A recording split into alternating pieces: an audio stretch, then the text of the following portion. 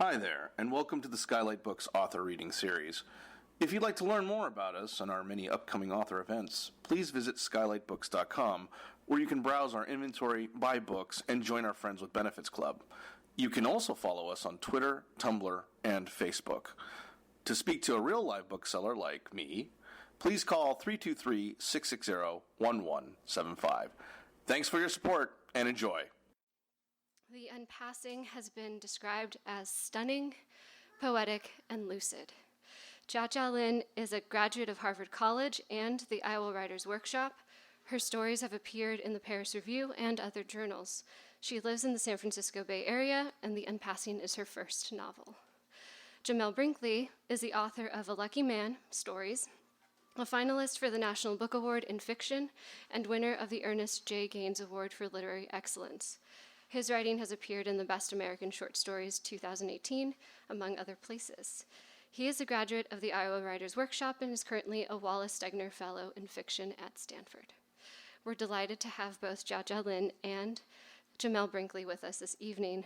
Please join me in giving them a warm welcome.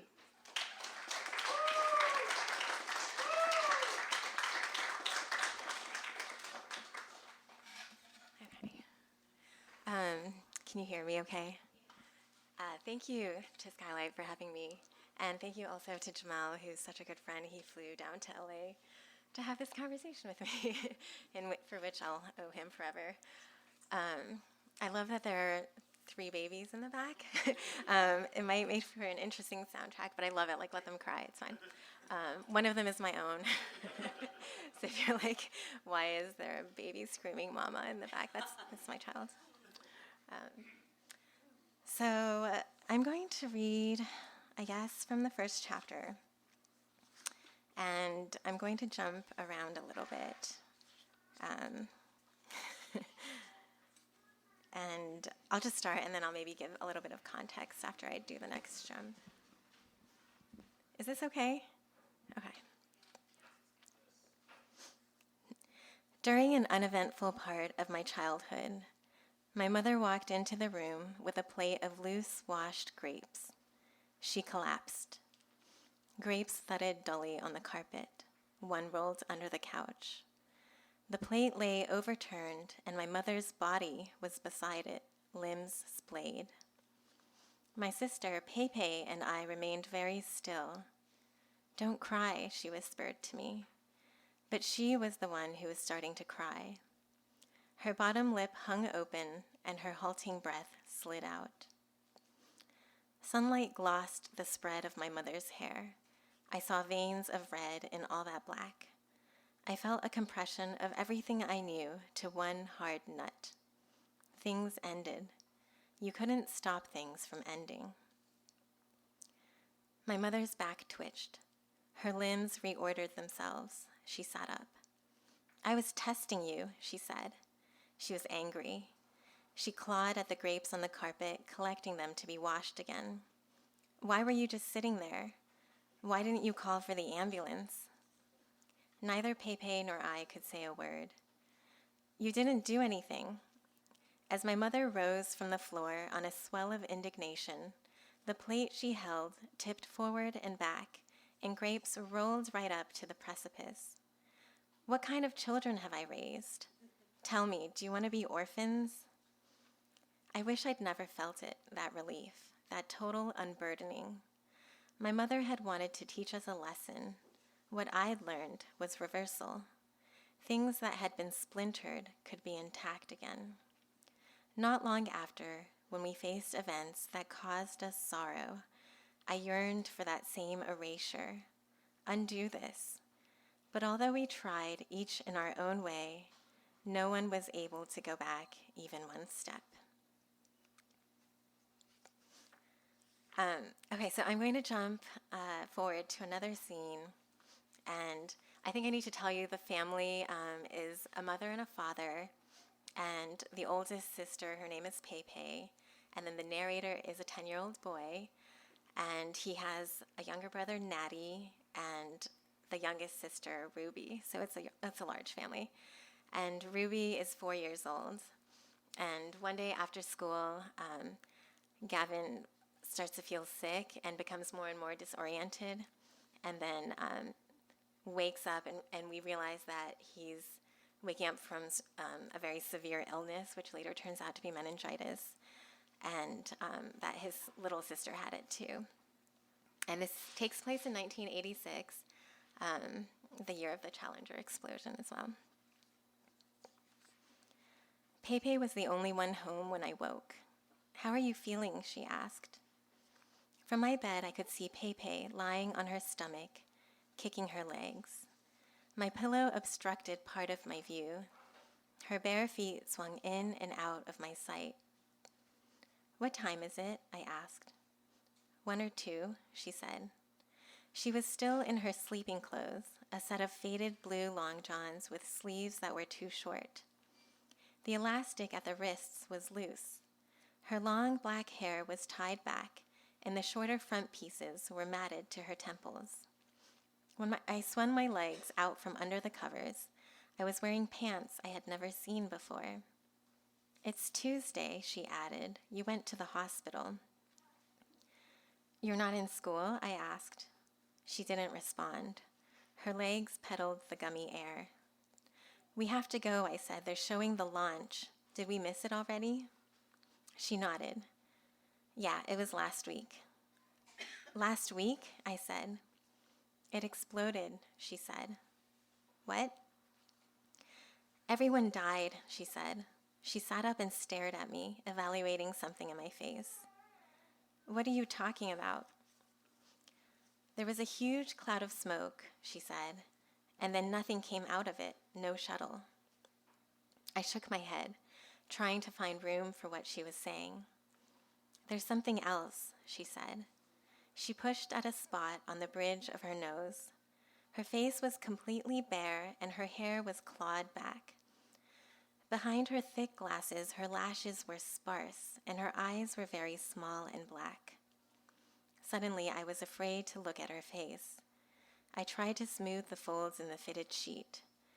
It was not my usual one, and the fabric was all twisted and bunched. Later, I would discover it was too big for my bed. When I helped my mother change it, we had to shove handfuls of it under the mattress, hiding its excess. "Ruby's dead," my sister said. I laughed. I pressed on a wrinkle in the sheet with the heel of my palm, trying to spread it flat. Pepe took off her glasses and shook them as though they were filled with dust. "You heard me," she said, "and I don't want to say it again." "Stop joking," I said. "I'm not joking," she said. "It happened 2 days ago." "How?" I asked. As I said it, I pressed a hand to my throat to stop a noise. There was an expanse between what I was saying and what I understood myself to be saying, and the giggle in my chest was trying to morph into something else. "She got sick," Pepe said. "There was an outbreak at school." "But she doesn't even go to school yet," I said. "No," Pepe said, "she doesn't." We stared at each other. Without her glasses on, Pepe's eyes had expanded. They were not quite black, but the color of winter soil after the snow was scraped away. Pepe came to my bed. "It's no one's fault," she said. "Get away," I said. She slipped her glasses back on and stood up. She walked to Ruby's bed, leaned over it, and pulled the blinds up. Light washed over the room. The carpet turned from tan to blonde, and the walls glowed. "We're having a warm spell," she said. The faded floral blooms on Ruby's sheets were almost translucent as they bore the brunt of all that sun.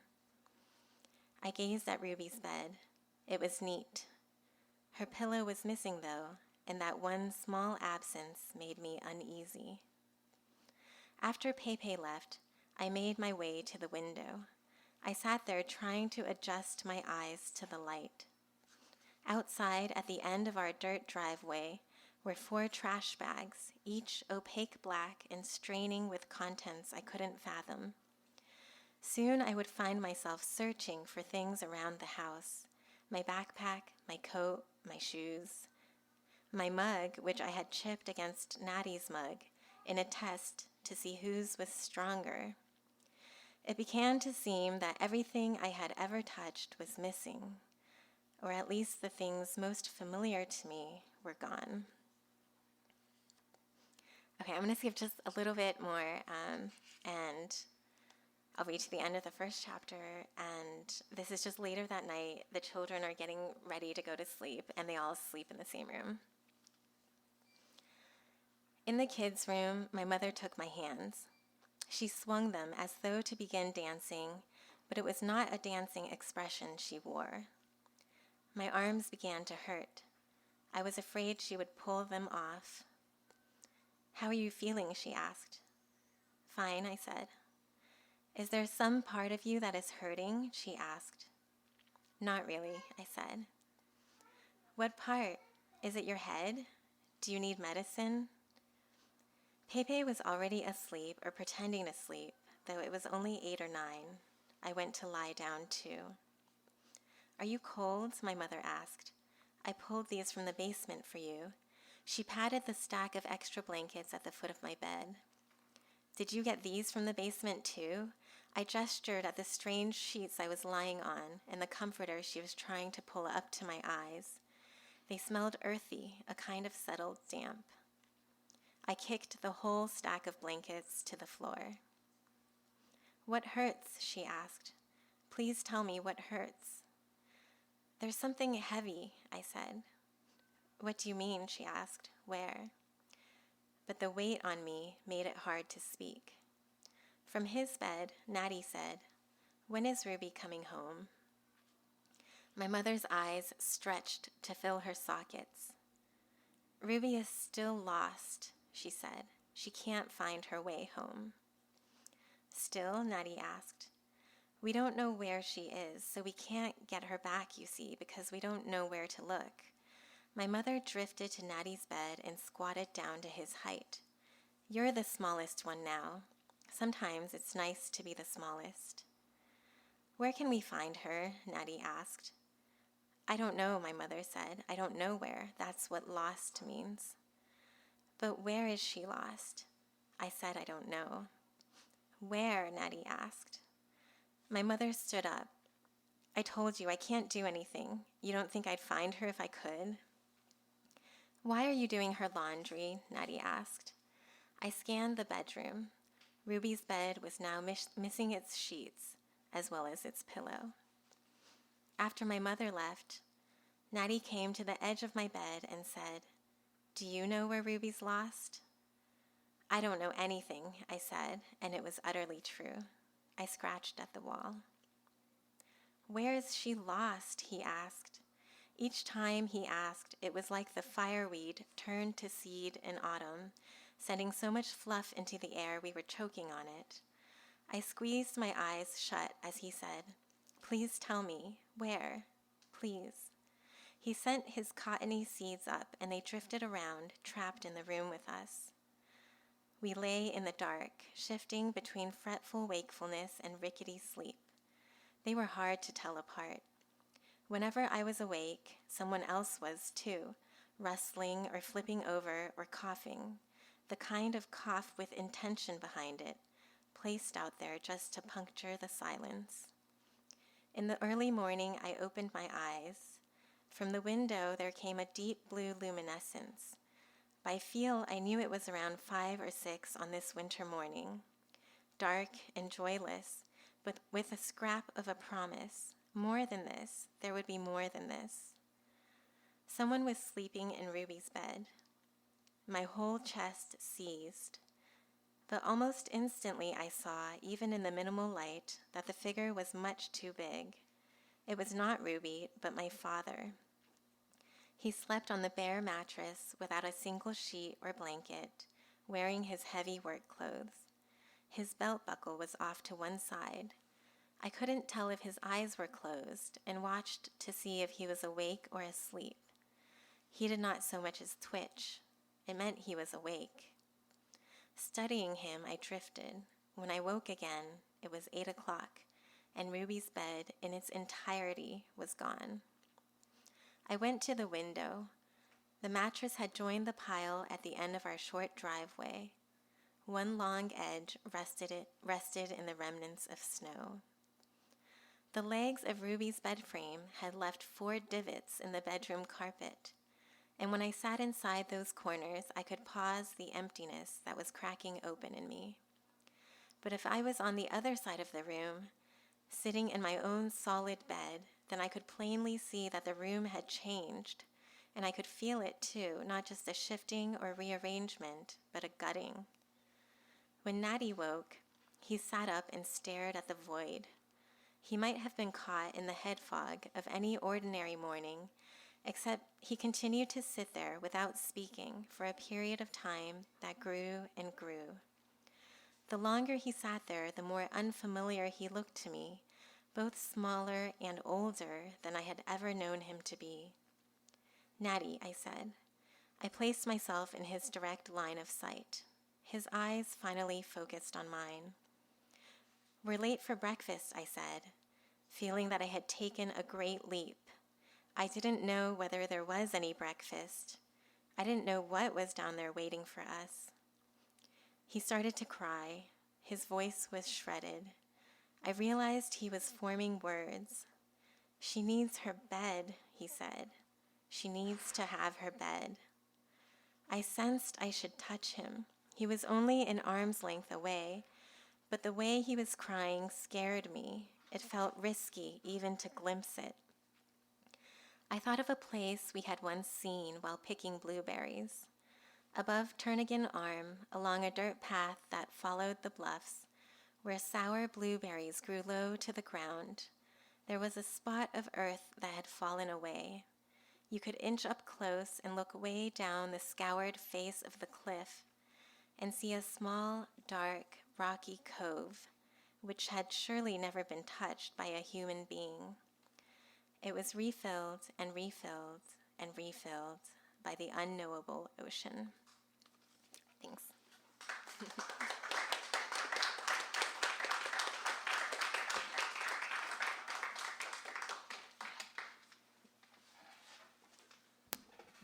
How's this? Good? Cool. Hi, everybody. So I love this book, and knowing you and reading this book, I felt like your sensibility, your intelligence, your artistry were sort of uniquely stamped on this book. And so I thought we could start by having you talk about the beginning of this book, the genesis. What was the first seed, and how did you start to develop that seed? Sure. I mean, I think this is a common question because I've been getting it a lot in my interviews. And I feel like my answer keeps changing. And I think the reason is that I can't identify any one thing that sort of spawned this book. And I think a lot of authors have that. This one thing happened to me and then a novel came out of it. It's very magical, but that is not what happened for me. I think it was more like I sat down and I was like, I've written a lot of short stories. I want to write something longer. And I knew that I needed sort of to tackle my obsessions, in order to sustain this long work. And so, some of my obsessions are Alaska, family, and then there was one news article that did sort of spark a climactic scene later on. So, sometimes I talk about that because I feel like that's what people want to hear. But so I can tell you, I once stumbled upon a news article that was about a family, I think in Japan, and I'm going to get all the facts wrong about this article because at some point I was like, maybe I should look it up again so I can talk about it. But then I didn't want to look it up again because I think by that point it had become something else in my mind, and I knew that probably the facts were completely wrong. So I'm telling you the facts as I remember them. And this family in Japan went hiking in the woods, or maybe it was in the mountains. And they lost their child. He went missing while they were hiking. And they didn't report the fact for what was an abnormally long amount of time. I think it's 2 or 3 days. They didn't tell anyone. And I was like, well, why? Well, the obvious question is why, but I also feel like it's almost an unanswerable question. Like, there isn't one reason that somebody would do this. There must be like something that, what was their family like that would lead to this situation? And so I think, but about like halfway through the manuscript, I started writing toward a scene that was inspired by that article and in the questioning that it inspired, I think. Yeah. So a couple of things in that response spark questions for me. One is the lost child. So in this case, the lost child is the child who dies very early on. And I know that wasn't always the case. So in what was read, you hear that Ruby dies pretty much almost immediately. And what's interesting about that as a fiction writer is that often you hear that if an important character dies, you want the reader to sort of have a relationship with that character first, so you can miss that character. But you didn't do it that way, or it didn't end up that way. Right. And I think you found some pretty brilliant solutions to that. So can you just talk about having the lost child in the very beginning of the novel? Sure. So thank you for making everything that I did sound intentional. I came to this, but it took a long time. So my first draft, I was sort of writing toward the death of Ruby. And by the time I got there, I kind of, I had written a lot that wasn't terribly interesting to me, although I knew it was sad because Ruby's a 4-year-old child, and I feel like you can't write that without having it be sad. But I wanted to do something different. Like, I didn't want just to make my readers sad. Like you could write any number of facts like that would trigger that emotion in someone. But I did notice that once she died in the book, things got more interesting for me. I don't know if they're more interesting for the reader, but like the things that I'm interested in, like, for example, why does nobody talk about her death?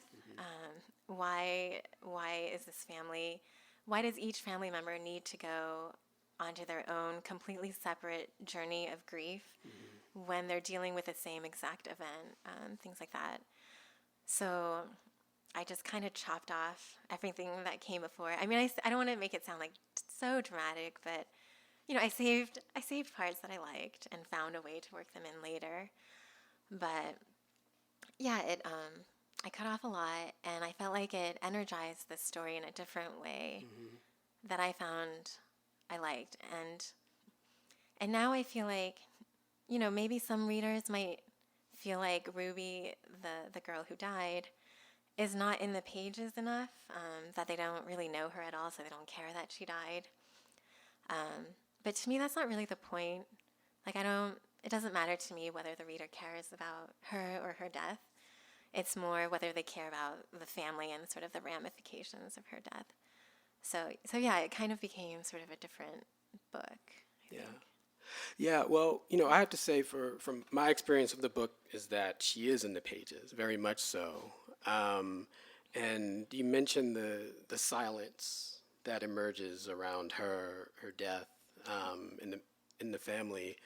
And even in what you just read, words like missing and emptiness and absence and gone kind of jump out. And so I wondered if you could say a little bit more about writing around her absence and ways that you tried to make her felt on the page and make her loss felt in the family. Yeah, I think that a lot of it actually comes out in the editing phase for me. I'm extremely direct when I write, but I also do a ton of editing in what most people would call the first draft. So I might have actually written in a lot more of people talking about Ruby, and then, in fact, I did, and then I like to sort of take things out and play with sort of what it looks like without that. What do people do instead of saying the obvious thing? And so for me, yeah, her absence grows larger, but I think a lot of it is through sort of, erasing and seeing what happens just playing with it. Yeah. Sometimes I'll erase it and I'll put it back because I'll realize it's actually necessary. Yeah. But a lot of times I take things out, and I would say more often than not, it's a good thing for the book. Yeah. So you mentioned that another one of your obsessions, is Alaska. And, I'm from New York City. So one of the great pleasures for me of reading this book was engaging with that landscape that you depict so beautifully. So why Alaska? The family lives 30 miles away from Anchorage, I believe. Yeah. Can you talk about what it is that draws you to Alaska? Yeah, sure. It's a little bit mysterious. I love Alaska in a way that I love no other place, including places that I lived in much longer and have a lot, family in and more ties to. But I went to Alaska 15 years ago at a point in my life when I was kind of looking for a different world. Like I had started a career path, and I think I kind of sensed that it wasn't exactly right for me, but I was just kind of like hurtling forward anyway. And so I intentionally was searching for an internship in some like place that was very different from where I was. And I ended up in Anchorage, and I'm conscious of the fact that I was an outsider in Alaska, and I wasn't there for a super long time. So I don't think I could ever write this sort of book about like insiders in Alaska, But I do feel like it gave me some perspective, not being from Alaska, in that like I was really thrilled by certain things and really struck by a lot of things. And I haven't come up with a good way to talk about Alaska in a way that doesn't sound embarrassing, like the way that people talk about their semester abroad in Barcelona. So I think that writing the book was sort of like a way for me to sort of engage with place on a sort of like a more complex and a deeper level. I could write hundreds of pages set in Alaska without having to explain to anyone exactly like what it meant to me. I've written about Alaska in the past. I even published a short story under a different name that was set in the interior, which is much wilder than Anchorage. And there were like bears in it, it was like very wild. And I just felt like it wasn't right. And I think that was also another impetus for me to try again and get sort of onto the page the Alaska that that was really fascinating to me. Yeah, one of the achievements of this book is that I think it depicts that landscape so beautifully and so vividly. So you could say that it's in some ways, a novel that's engaged with nature, but it's also a book that is about family, and it is about the house that they live in. So it's like simultaneously both, which is really interesting. And so can you talk about how you were able to get both, or whether it was important for you to try to get both of those things? Yeah, the house was an image that came to me very early on. And I wanted the wilderness to kind of like encroach on the house. Yeah, it does. And so I wrote a lot of description about that before I even had any like characters and plot. It was just like boring stuff like you would never ever want to read. But I was able to kind of like work it into the book. And I was, I think for me that's where stories start, is in the setting. A lot of people, I think, they have characters, they have a plot, and that's where like things arise from. But for me, I need to write a bunch of like crap about a place before I can really like settle into it. Yeah, great. One of the things that we know about this book is that the narrator is a 10-year-old boy.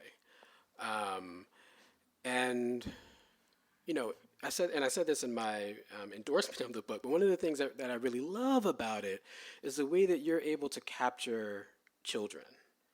And not just the narrator who's 10. You get the 5-year-old brother. You get 4-year-old Ruby and the way that we get Ruby. You get 14-year-old Pepe. You get the 17-year-old neighbor. So I kind of want to ask you about that?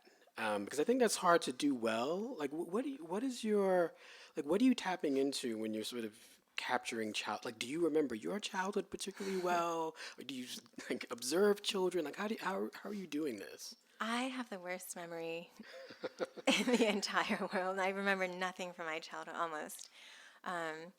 But I think that I kind of know what I'm looking for when I look for books that are narrated by children, and I wanted to add to that. So I think a lot of people think that when you tell a story from the point of view of a child, it should be somehow like less than that of an adult, you know? Like they understand less, they're able to express themselves less.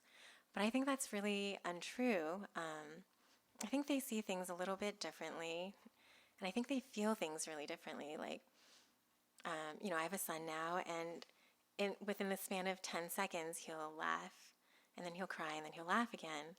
And I feel like there's an elasticity to their emotions and to the way that they allow their emotions to kind of wash over them that we've learned either to suppress or maybe just over time we don't notice as much anymore. And so for me, the sort of emotional response is very important in sort of depicting childhood, but also like sensory details, because I think that children live in their bodies in a way that we don't notice as much anymore. So they may not be able to tell you or to explain to you, like for example, the narrator in the book, he stops eating kind of, like not completely, he's not starving to death, but he stops eating for a while after his sister dies, but he doesn't link the two. And to him, the way he explains it is that there's like something stuck in his throat. So it's like that kind of thing where they like understand things and just like slightly askew, I think, from an adult. And I think it makes it a really interesting perspective. But what I don't like are stories narrated by children who are like versions of adults, and they're like so precocious and witty. And like we should care what happens to them because they're extra smart, you know? It's like, I don't care if you're smart or not. Yeah. But I feel like every child is actually like really, you know, interesting and like a full person. So. Yeah, I really love what you say about that elasticity, because this is a book, you know, that pays a lot. There's a lot of stuff about outer space in this book. Yeah. But there's also, you mentioned the body, there's a lot of stuff about inner space too. And I feel like there's a kind of vastness to, and mysteriousness to the body that comes from this childlike view that you have. So I'm wondering if you could talk about that. And also I'm wondering, since we're talking about children, you know, so many people describe this book as being a book about grief, which it is, and a book that touches on tragic subject matter, which it does. But to me, and I don't know if it's just because I'm weird, but I thought it was really funny too. I'm glad you thought that. So yeah, if one of you could touch on some of those, the humor in the book, Sure. and also kind of this kind of inner space. Okay. Well, I'm really thankful to hear you describe my book that way. So, you know, I've had a decent number of reviews at this point, and there's one that called my book unrelentingly bleak, another one like unremittingly bleak, and another one like relentlessly cheerless, you know, like, and there was one, I mean, they're not necessarily like negative reviews, these are just kind of like factual statements. And there was one, I think, that was very, very positive, but used the word bleak like 4 times. And I was kind of like, you know, you don't really know what you created until people like tell you. And I was like, oh, like that's what I made, okay. And it's just funny, like it was never my intent to write a book with the sole purpose of like depressing someone, you know. Right. Nor is it like what I wanted to be. So I'm glad that there's some light in it. I think that, yeah, I mean, I thought there were parts that were funny when I was writing it, in the way that you like chuckle to yourself, and then you're not sure whether or not anyone else will pick up on it, because reading is kind of, it's an act on its own, and you don't know what anyone's going to bring to it. So I'm hopeful that there are people out there that will also find some moments of levity in there. Yeah. I forgot the rest of your question. No, it's fine. We'll move on. Okay. I have a couple of other questions, and then maybe we can open it up to audience questions. You mentioned earlier books about children that you like or dislike, and that prompted a thought for me. What I like to think that people are writing in relationship to other books. Maybe you're sort of in conversation with another book, or you see your book in proximity to other books. Were there books that you had in mind when you were writing this one? So I wouldn't say it quite that way. Like, it wasn't like I wanted to write a book to talk to another book or to like imitate them. But there are books I love that I'm inspired by, and I only hope that my book, would slightly approach that in like theme or, in mood or whatever. And I guess I'll say Ian Lee, who, is much better than I do, and she's a fantastic writer, read a few early chapters of my book, and she was like, "Who do you read?" Uh-oh. I was like, well, I think I told her I really loved Kazuo Shigeru, because I'd recently read Pale View of the Hills and An Artist of the Floating World, which are two of his, I think, like lesser known books maybe.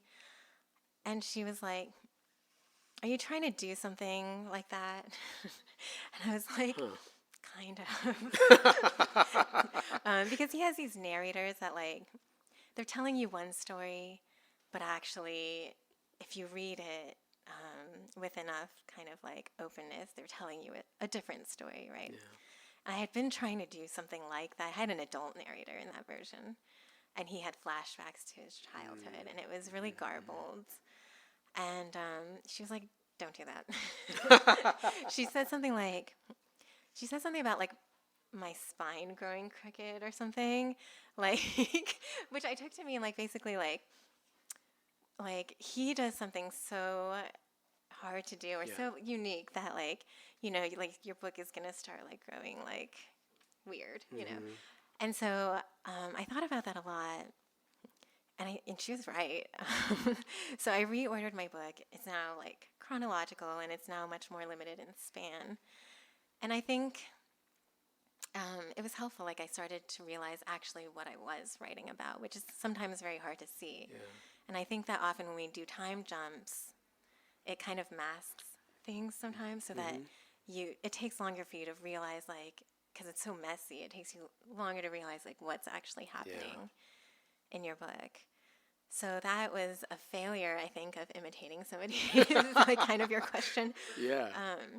And then I'll just say, I really love Housekeeping by Marilyn Robinson. It's one book that I loved when I was younger and that I've continued to love, which is not always the case with books for me. And there's children in that book that are unknowable, like you read the book and you still don't really feel like you know those children, which I like. I like leaving space for that. And she's also, she has a wilderness in her book, also woods, and it the boundaries between wilderness and the domestic space completely get blurred in her book. And I wanted to try some of that in my book as well. Yeah. Although her book is just, inimitable. I hesitate even to bring it up. Right. But, since people ask you. This books I like. Yeah. Well, you just used a word that prompted another question for me. So you said unknowable. One of the first words in the novel is uneventful. On the second page, you have undo. Yeah. So I have to ask about your amazing title, The Unpassing. Can you just talk about it? I like unwords, I guess, as you noticed. I probably overuse them. But I think what I really like about these words is how, like, you would think it's like a negation of whatever it's, comes before, whatever it precedes. But I don't think that's right. Like, untelling or unspeaking. Like, it's not like you're not telling or not. Those are like, they're impossible tasks. Yeah. And so I think what is sort of encompassed in, like, a word like that is a kind of shadow, like, or the desire to undo something but not be able to undo it. So that aspect of the word appealed to me, I guess. But also just, it's a made-up word. I think it's a made-up word. Never actually looked it up in the dictionary, but it suggested various things to me, like, the way that the child dies and they all try to undo it in their own ways. The way that they've crossed an ocean and come to the United States and feel as though they also can't undo that journey. And, like, various other things. Like, I don't want to, like, tell you what it means, but yeah, I liked sort of the openness of the title, I guess. Yeah. Although I had other titles. But you will not share with us. I would never share them. Yeah. Right. Okay. So again, there are a million things I could ask you about how you're engaging with the immigration story. There's some interesting stuff about language in here, and maybe we'll get to that. But I want to ask you this, and then see if there are questions in the audience. Your book came out almost exactly a week ago. This is your debut novel. And I kind of just want you to sort of talk about this new and crazy experience, from selling the thing to editing it, to marketing it, to, it coming out and reviews starting to come out. What has stood out to you? What's been surprising that you can share? Yeah, it's been a blur, as I imagine it was for you and for everyone. But surprising, I think the marketing of the book is probably an aspect that most writers are not prepared for, And I think what's necessary when a book is marketed is, like, kind of like a tagline. People want to be able to say what the book is about in a sentence, which to a writer is like death, right? Right. Like, if it could be written in a sentence, then, like, what's the point of my book? Yeah.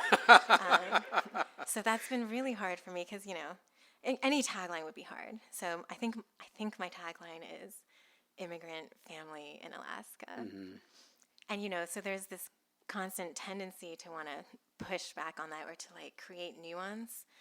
So, for example, this is near Anchorage, which is not, like, the wildest part of Alaska, but, like, a lot of people, when they read the book, will read into it, like, they're in the middle of nowhere, there's, like, snow, and I'm like, it's set in the summer, like, most of it.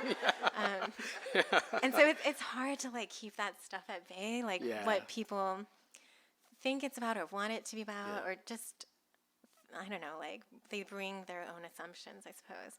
The same is true of, like, immigration. Of course it's an immigration story because the family, they're immigrants. But, when I was writing it, I was just writing about a specific family. And so it's hard for me to then be asked to speak on, like, immigration with a capital I, You're the expert on immigration now.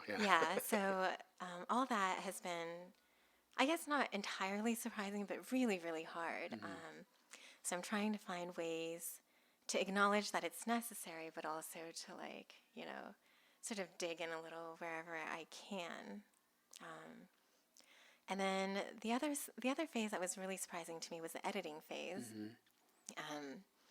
In that when you have a manuscript, before you sell it, you think, like, oh, my editor and I are going to work together for, like, 2 years and make this, like, a masterpiece. And, they don't have time for that. Like, I have literally the best editor, I think, like, in the entire world. But, no editor is going to do that. Right. And I had just had my baby when I was editing my book. I had, like, 4 hours of childcare a day. And during that time, I had to, like, eat and shower and, like, feed him. And it quickly became, like, a half an hour to an hour a day to edit my book within the span of 2 months. And so reality sets in. And that's hard, too, because, you have this idea of like your book and its potential, and then you edit it and you're like, this is as good as I can get it.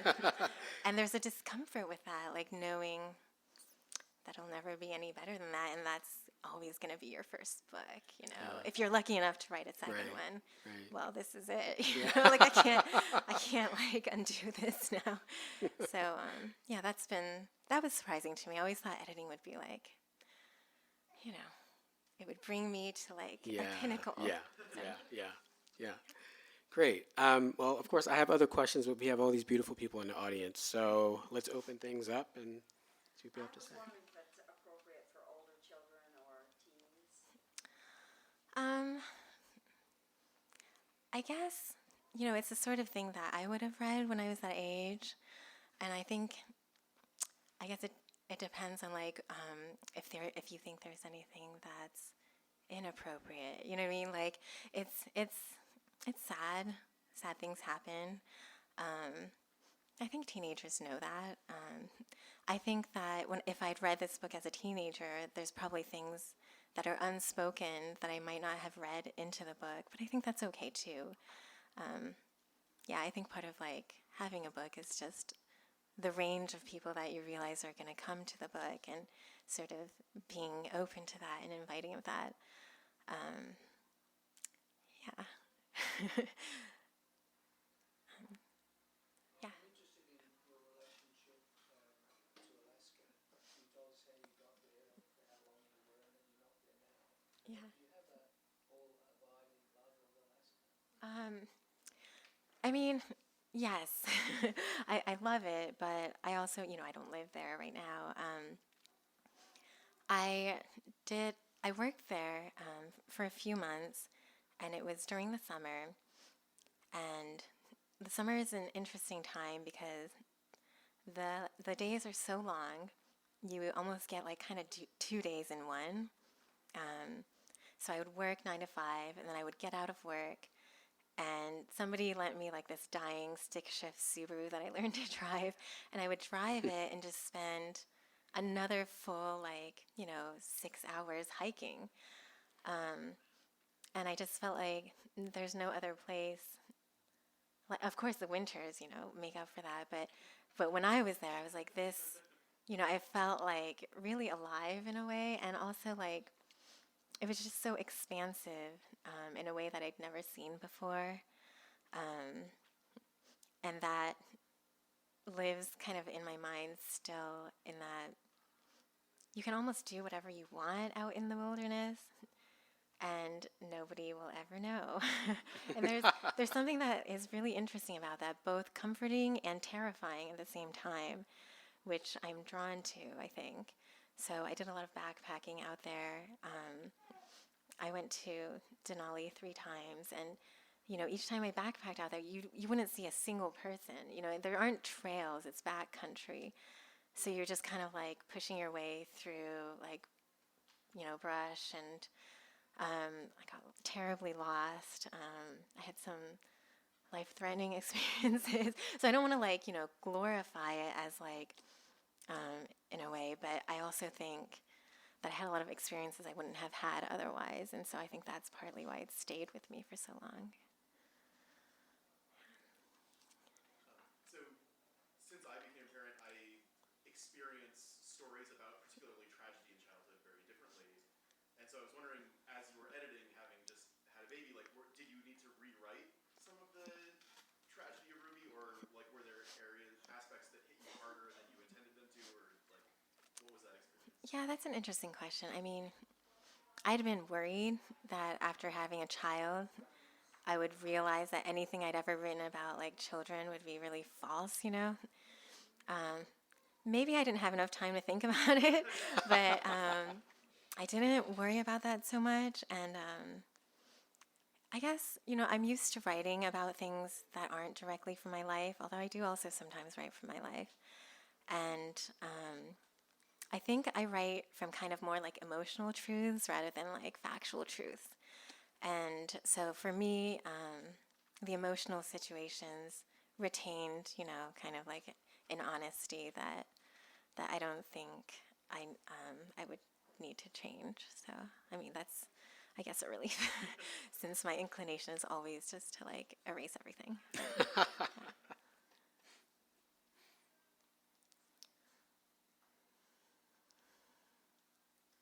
Yeah.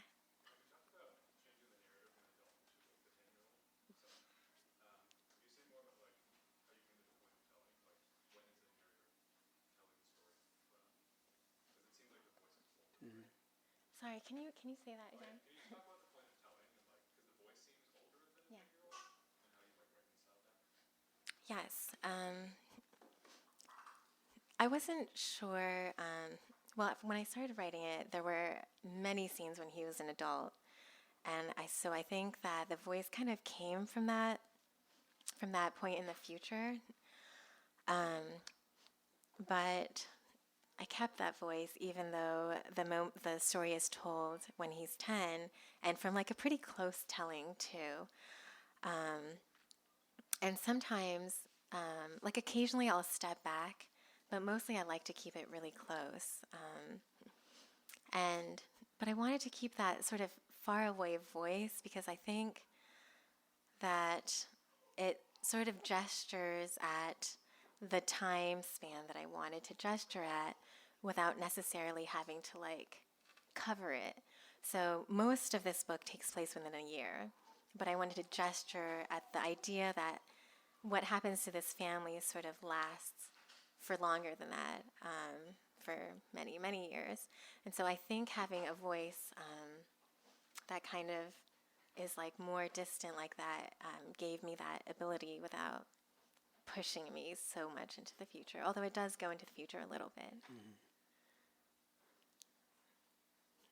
You said you looked towards your obsessions initially to try and get to a novel. Did that ultimately work for you, or did you have to look towards any other types of Yeah. tools to get you there? I think it worked, but I will also say, like, my novel is not, I mean, this is another thing about marketing, you know, it looks like it has, like, a really solid plot, but the book is not about plot, it's about the characters.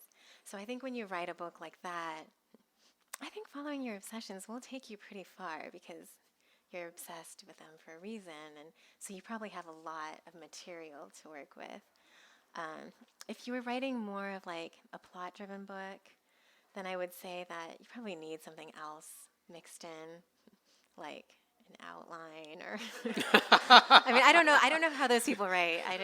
It's like a mystery to me. But imagine they have a plan and they think what they're gonna write about, like in 2 weeks. Whereas for me, it was kind of you're just like swimming, and trying, not to drown. Yeah.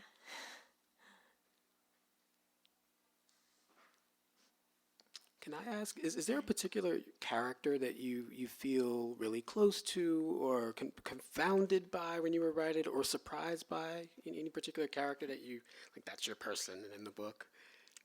Yeah, I mean, I feel that way about probably all of the characters, but the father is probably the most mysterious figure to me, because he just keeps on failing at what he does. He keeps trying a lot of stuff and he just keeps failing. Yeah. And I find that to be a very, like, interesting trajectory. But in terms of, like, personality, I think probably the mother. She's very loud. She's amazing. She, like, she fills up whatever scene I put her in. And she's weird. Yeah. So in that respect, the mother. Yeah, she's great. Any last questions? No? Give me a round of applause. Thank you.